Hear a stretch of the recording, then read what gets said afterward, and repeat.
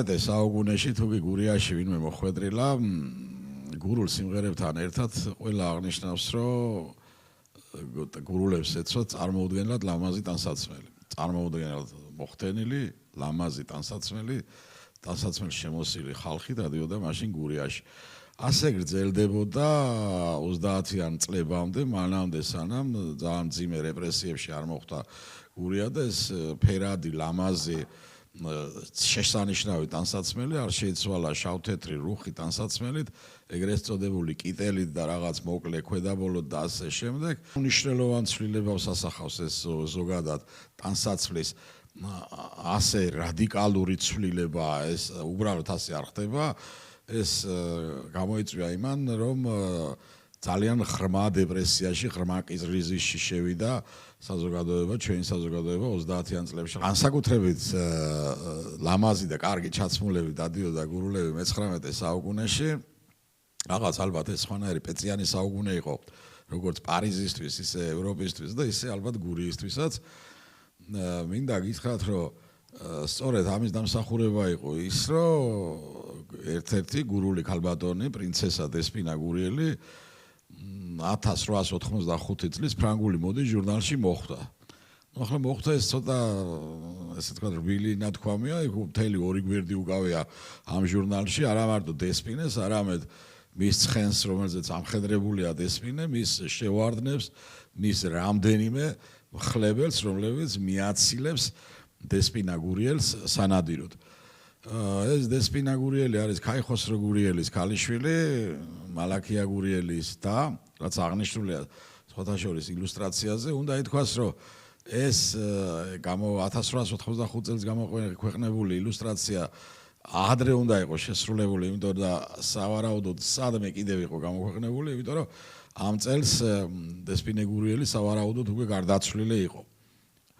და ამქიდან გამომდინარე შეგვიძლია ამის დასკვნა. ახლა დესპინე გურიელი ცნობილი ქალბატონი იყო, ამ ქალბატონს ეს ლექსიც აქვს მიძღვნილი პოეტ მამია გურიელს, სადაც მამია გურიელი აღნიშნავს მის სილამაზესთან ერთად მის ბულბულისებრ სიმღერას. ანუ ძალიან კარგი მომღერალიც ყოფილა დესპინე.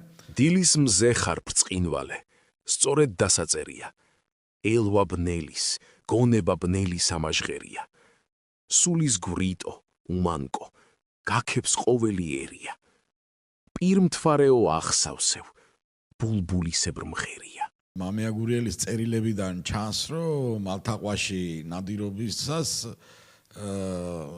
რაღაც რამდენიმე სიუჟეტში ჩანს დესპინაც.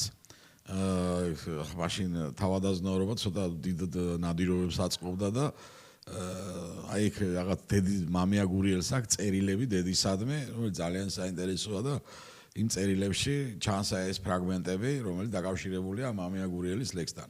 ასევე დესპინა გურიელზე წერს ინგლისელი დიპლომატი ჯონ ისტვიკი, რომელმაც 1864 წელს გამოაქვეყნა თავისი თხზულება, ან მოგზაურობა ინგლისიდან სპარსეთში მიემგზავრებოდა ისტვიკი, რომელსაც მარანში, ანუ რიონის პირას ერთ-ერთი პუნქტი იყო, სადაც ისვენებდა გურიიდან და მათ შორის სამეგრელოდან მიმავალი, ქუთაისში მიმავალი ხალხი, რაღაც პატარა ტრაქტირები იყო იქ და იქ შეხვედრია დესპინა გურიელს.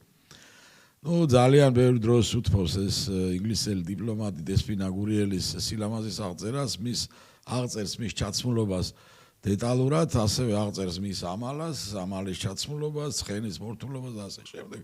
მთლიანობაში როგორც ჩანს იყო ეს გარდა იმისა, რომ იყო ძალიან განათლებული ქალბატონი, ძალიან ლამაზი, იყო მონადირე, იყო მომღერალი, ამასთან ძალიან მაღალი გემოვნების ქალბატონიც ყოფილა და მე რამდენადაც ხვდები და ვიცი, ის უნდა იყოს პირველი ქალი, რომელიც ფრანგული მოდის ჟურნალში მოხვდა.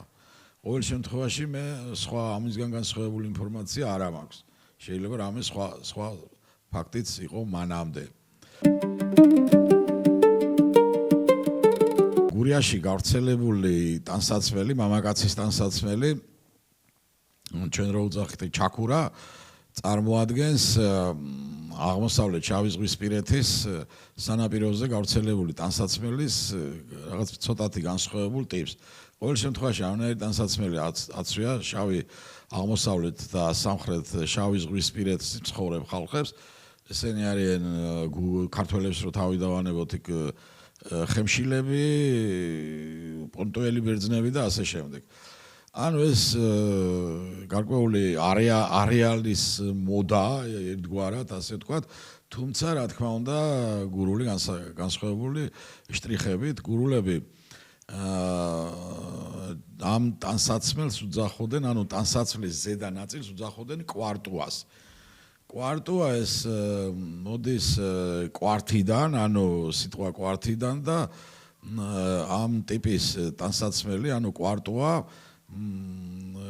შემდგომში უფრო პოპულარული გახდა მისი დასახელება, ანუ მას ეძახდნენ ჩაქურას. ახლა ამ ჩაქურასთან დაკავშირებითაც რამდენიმე ვარიანტია თუ რისგან წარმოდგება. ზოგი თვლის, რომ ეს ჩაქვიდან შემოსული ტანსაცმელია და ჩაქვიდან ამიტომაც ქვია ჩაქურა, მაგრამ როგორც გითხარით, ეს ტანსაცმელი გავრცელებული იყო პონტოში და გავრცელებული იყო საქართველოს შავიზღვისპირეთში მთლიანად, ამიტომ ალბათ ეს არასერიოზულია.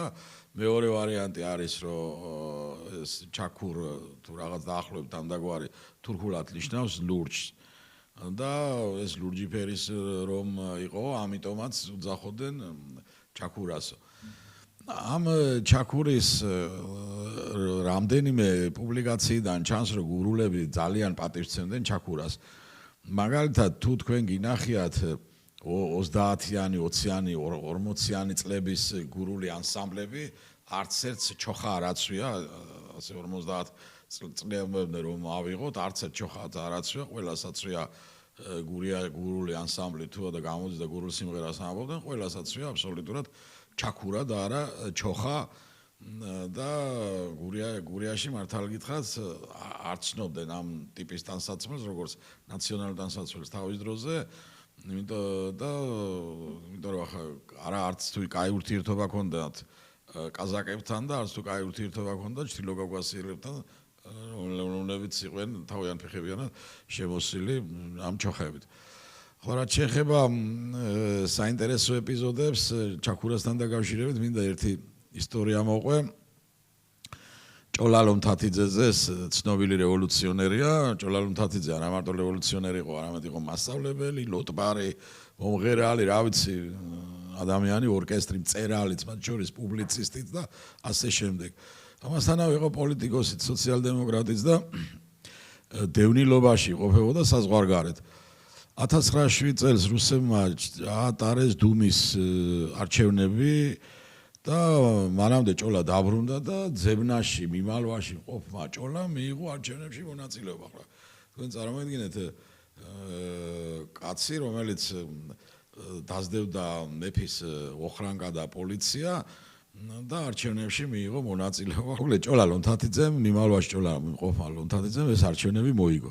გურიაში კაცი სიტყვას სოციალ-დემოკრატს ვერ ამბობდა და მიუხედავად ამისა ჭოლა ლონთათიძე მოიგო, როცა მას ეს უთხრენ, ეს მისთვისაც ძალიან დიდი მოულოდნელობა იყო. ჭოლა ლონთათიძე როგორც კი აირჩიეს, იმას რა ქვია, სათათბიროს დეპუტატად, გამოვიდა და პირდაპირ წავიდა ხიდის თავში. ახლა ხიდის თავში რატო წავიდა?